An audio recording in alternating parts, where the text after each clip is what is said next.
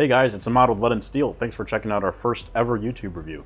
Today we're talking about the CZ P10F and 45 Auto. Stay tuned.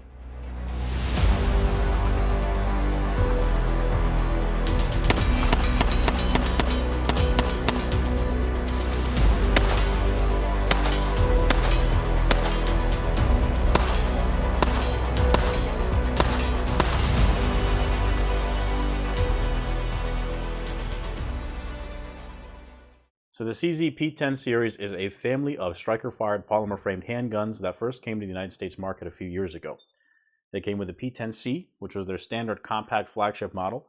Later they brought the P10S and the P10F, which were the subcompact and the full-size models. This particular model is the P10F in 45. It's their first different caliber, and I think the engineers at CZ really studied the American market before bringing this 45 ACP gun over here, and we'll get to that later. Now the P10F in 9mm boasted a pretty big magazine capacity and a full-size grip. Not to detract much from that formula that succeeded, the team at CZ, particularly the engineers, decided on a full-size grip for the P10F similar to the 9mm, but also giving you an industry-leading 13-shot magazine capacity that's similar to the Glock 21 and some of the other comparable alternatives on the market. Now, between the P10F and 45 and the P10F and 9mm, you might not really see a difference. They both are almost identical. And it's not until you put them both in your hands that you see that the P10F and 45 is just a little girthier in some places. That's naturally as a result of the 45 Auto. The engineers had to widen the frame in some spots. Still, the gun feels great. It has that standard 1911-like grip angle, and the texturing on the grip and frame is exactly what you would expect out of the P10 series. They haven't really changed anything. The undercut trigger guard feels the exact same with the same depth.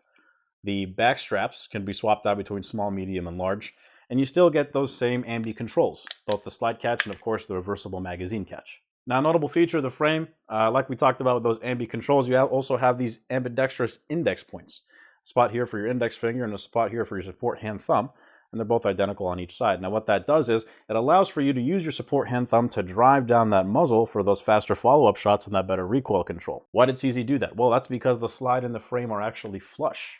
Your Glock 21, your Glock 17, some of your SIGs, that slide's going to be a little thinner than your frame. And what that allows for, same exact thing, those shooters are able to push their thumb down on that wider part of the frame, almost like a gas pedal to keep that front sight down. CZ's aware of that, and that's why the index points are there. Now you might be thinking to yourself, it's a thinner pistol, maybe I should conceal carry this thing, right? Don't be a boomer, carry a 9mm and get on with your day. Now going topside to the slide, we have front and rear slide serrations exactly the same as you see on the P10F and 9mm. The slide and the barrel, just like the rest of the family, is all nitro carburized. Your sights are a 3-dot array. You have that rear sight ledge. It's a 90-degree ledge, so you can do all those fun John Wick, one-handed reloads off of your fanny pack. And the front sight looks like it's set screwed in place, just like those P09s and P10s and 9. Now, part of what makes me think that CZ's engineers really studied the American market before bringing this pistol over are two things. One, the rifling in the barrel is traditional rifling. Now, many of your European pistol manufacturers will opt for polygonal rifling.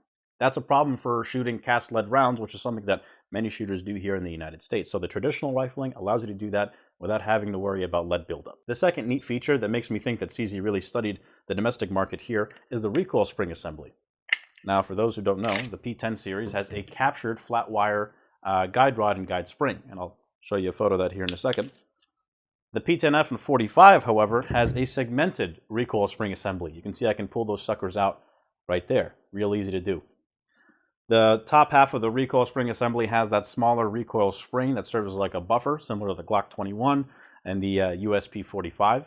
And being able to swap out that recoil spring is crucial for those guys that are running hotter loads or lighter loads for competition or home defense or whatever it may be.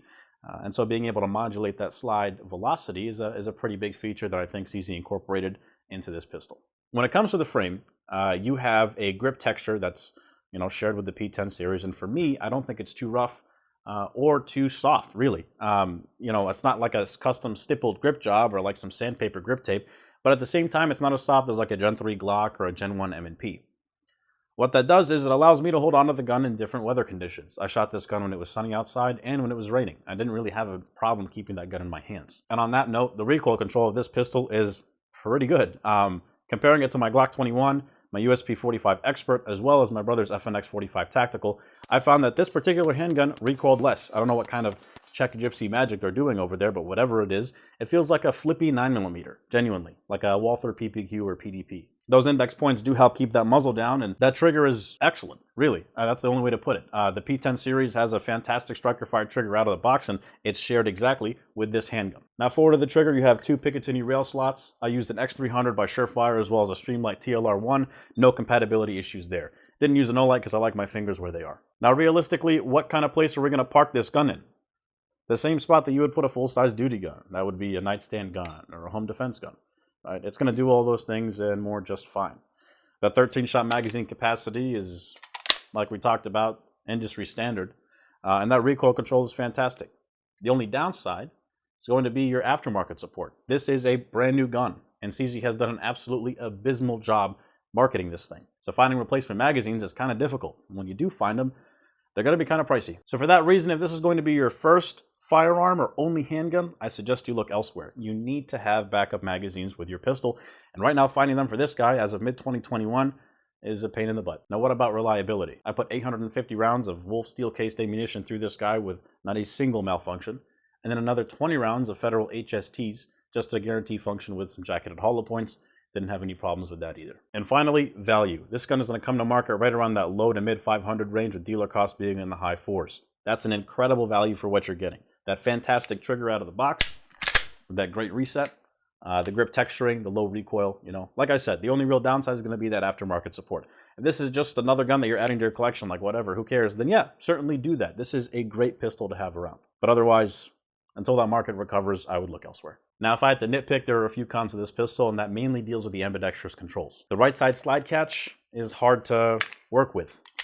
When I lock it back like that, you can see I really got to push down on that thing to get it moving. And that's obviously not good when you're running drills. So I just slingshot the gun. I also have a bad habit of riding the slide catch on this thing. I'm not sure why. None of my other HKs, CZs, Berettas, etc.